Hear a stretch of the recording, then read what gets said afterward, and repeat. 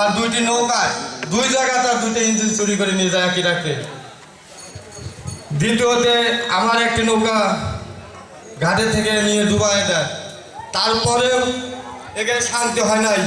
দ্বিতীয়তে আমার ওই ঘাটের থেকে মামলা ঢুকায় দেয়, তাকে আকাশ মারা মামলা। আমি সেদিন এই মিটিংয়েই ছিলাম, সেই অ্যাডের বক্তব্য দিচ্ছি আপনাদের মাঝে কর, সবার মাঝে কর, সে ছবি পর্যন্ত আমার কাছে আছে।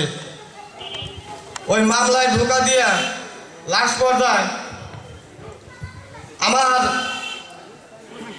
ঘাটে থেকে নৌকা বন্ধ করে নির্যাতিত করে আমাকে ঘাট থেকে বঞ্চিত করে সরাই রাখছে। তা আমি সবার উদ্দেশ্যে বলতে চাই, আমার যারা দুর্ভিক 17 বছর 18 বছর পরে যারা আছেন সবাই লোক, আমার নেত্রী বলছে সবাই সম্মিলিতভাবে মিল হয়ে দেশের জন্য একসাথে কাজ করো।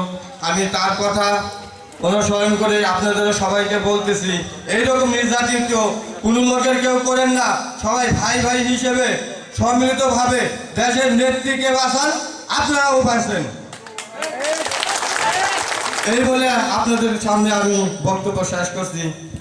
বাংলাদেশ জিন্দাবাদ। ধন্যবাদ আমজাদ ভাইকে।